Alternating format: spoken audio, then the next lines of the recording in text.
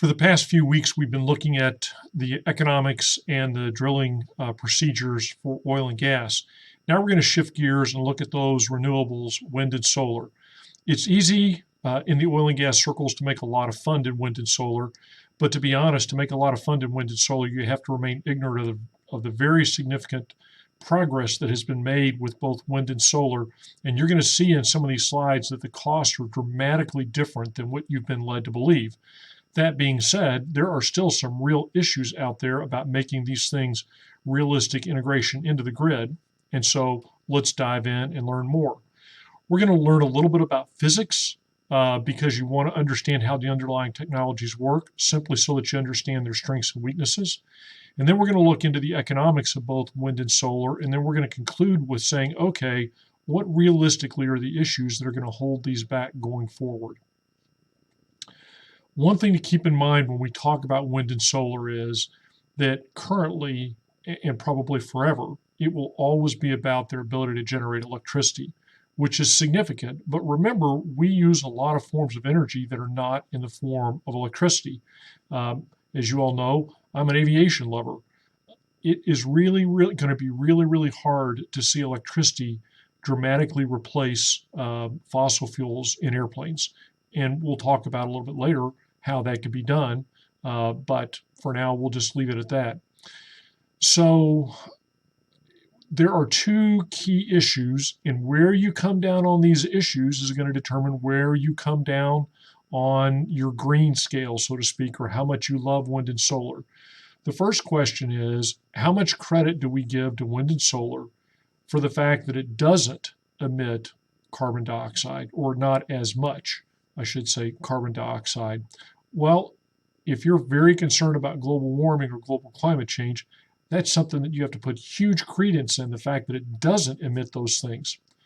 On the other hand, particularly when we get into the economics discussion, how much do you charge, if you will, for the fact that you cannot control when they produce electricity? And so both of these questions are real tugs of war that are going on in U.S. energy policy today. In some part, storage is the answer to the lack of reliability. And we're going to talk about storage a lot more later in the course, but I can give you a short summary today and say expensive.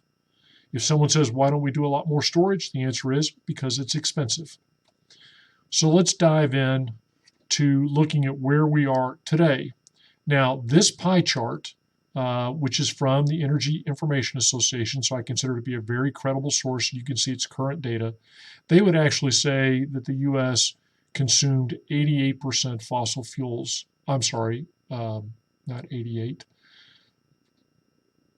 89% fossil fuels. I'm doing math in public. That's never a good thing in 2020, but whatever. What I really want you to see is this breakdown of what they categorize as renewable energy. 26% of it's wind, 11% of it is solar. Notice that almost 40% of it is something that I don't really view as very clean energy at all. Biofuels, wood, and biomass waste, all of those have pretty significant greenhouse gas emissions factors, so I wouldn't call those green fuels, even though if you consider them renewable. Now you may go, wait a minute, I thought the number was higher than 12%. Remember, this graph is total energy consumption. If you look at electricity production, yes, then you're going to see that wind and solar produce a higher percentage of the electricity in America than these numbers would lead you to believe. But what I want you to see is if you go 26% of 12%, that means you're looking at right around 3% of America's energy comes from wind, and about 1.5% of our energy comes from solar. Again, those numbers are increasing drastically every year, and you're going to see that in some later slides. Well, let's dive into solar. Again, we're not going to go very deep into the physics, but it's important to understand a little bit of the physics just so you understand where solar is going to be more effective than other places. And so the darker the red, the more vibrant the red, if you look over here on the scale, the more solar energy there is to be put to work. Probably no surprise that you would see the desert Southwest as being the lead, but what I want you to understand is why. So you go, why is Florida for example, so much less than, say, Amarillo, because Florida is actually further to the south. There's a couple of things that affect this. One of them is altitude. The higher you are on the Earth's surface, the less absorption of the sun's energy occurs through the atmosphere. So Amarillo is at about 4,000 feet, but all of Florida is probably like less than 200 feet. And so you have 4,000 feet additional atmosphere to penetrate to get your solar here. The other thing is, even when you get down to relatively similar latitudes, or I'm sorry, elevations, humidity is not a friend of solar energy. Just water vapor in the air, again, takes out some of the ability to collect it. So if you get over here, or even on the West Coast where it's not high, but you see it's very high solar, part of that has to do with they have very low humidity here, even though they're close to the ocean. What this really does say to you, though, is there's good chunks of the country that are not very good for solar. And so, but you're going to see them built out. In fact, you're going to see some charts later on that says New York is a big builder outer, if you will, of solar. And what that means is you're not going to get as much bang for your solar buck. So southwestern United States is prime solar territory. Why? It's higher above sea level and it's lower in humidity. And if you really want to see that, come down here to Hawaii, the effect of altitude. This is the big island of Hawaii. And if you don't know, there's a very tall dormant volcano. Well, actually, I'm not sure it's dormant, but see where you get that big blotch of red right on that high altitude? And again, that's just the effect of not eliminating the solar energy as it penetrates the atmosphere. Okay, end of physics lesson. When we talk about solar, there's really two segments to the market. And in some places you'll see 4 segments, but I'll just leave it at this: residential or distributed versus utility scale or commercial scale. And what this shows you, what this summary chart shows you, is about 66% of solar right now is at utility scale. What state in the union is the solar capital of the world? It has been California. California big in both residential, and this is rooftop solar for the most part, and then also just utility scale solar. Unfortunately, you're going to see later on in the course, we're going to look at electricity rates. Guess which state has some of the highest electricity rates? California. And then you just see the rate of adoption. So notice that Florida is very big in utility scale solar. North Carolina, very big in utility scale solar. New York, very big in residential solar. What drives a lot of residential solar is the incentives that are in place, and we'll talk about that in a little bit. Solar is hot, pun intended, but the amount of solar construction in the United States is skyrocketing on the utility side. And I'll explain to you why it's a little bit different on the residential side a little bit later. And here's why. Look at the price reductions that have occurred over the past 5 years. And this is just a 5-year difference. And notice that the scale is 0. So unlike a lot of charts where you don't get a good sense because they've got truncated scales, this shows you, yes, the cost of solar really has reduced by more than 100%. In other words, less than 50% of the cost it was 5 years ago. Why? Well, the cost of the solar panels has dramatically gone down. Why? Because China made it a state priority to do a lot of silicon production and solar panel production, and that drove down the costs. Now, that can also be problematic because, as we've talked about before, there are some environmental concerns about some of the processes, and also there's some allegations that they've used prison laborers involved in the mining and the construction of the solar panels. So right now, the solar industry is trying to move to handle, quote unquote, the China question and move strongly away from that. But this is a direct effect of China's dramatic rise as a solar panel producer. And again, the reduction in the price is significant.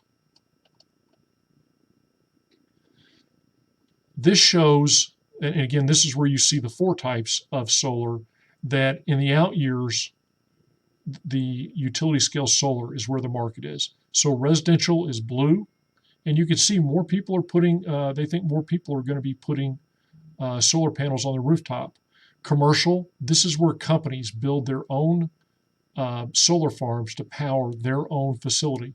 As many of you know, I'm retired from the Air Force. A few Air Force bases have their own solar plants in the Southwest. Community solar is kind of a new deal. This is where neighborhoods are coming together and buying. So it's kind of a bridge between the residential and the utility. And utility is just that. This is where you see those huge solar panel farms, and they're just making electricity for the sake of making electricity. The last topic we're going to talk about here is the importance of tax credits.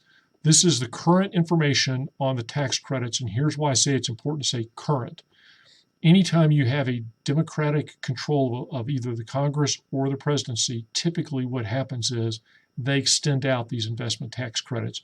You'll almost always see that they sunset a few years into the future. You think like, oh, well, they're going to go away, and they never do. Whenever a Democratic Congress or president comes in, these things inevitably get negotiated to be extended.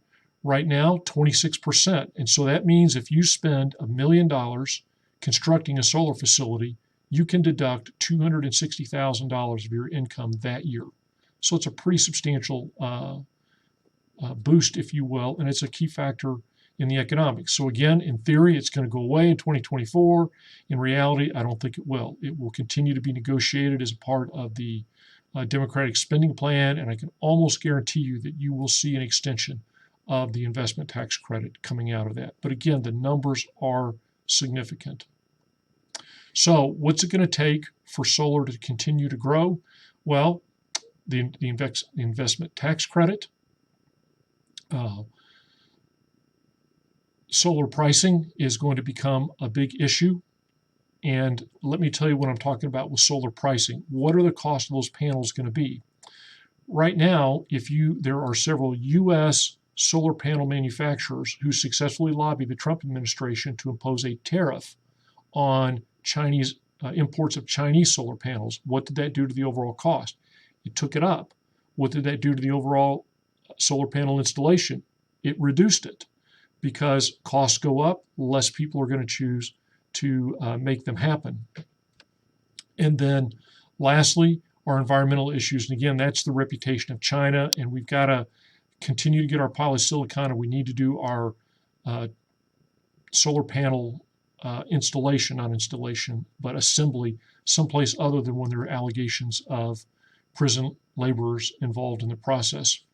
And then lastly are the net metering issues. I had you read the article on net metering, and net metering, that article was written from a very renewables friendly source. And so the idea of net metering is how much money do I get paid for excess energy that's created. So again, we see all these residential installations. If you noticed in the article, it talked about being paid the same rate as the commercial price. So let's say, for example, that you're paying 10 cents per kilowatt hour in Texas. Under proponents of net metering would say that when you sell back energy to the grid, you should do it and get 10 cents per kilowatt hour, or maybe even more than that, 11 or 12 cents per kilowatt hour.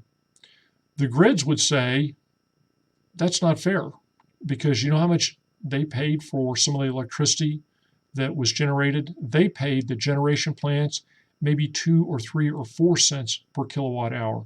And the rest of that is the markup, if you will, for having the grid maintenance, keeping the wires, doing all the frequency balancing ongoing on a daily basis.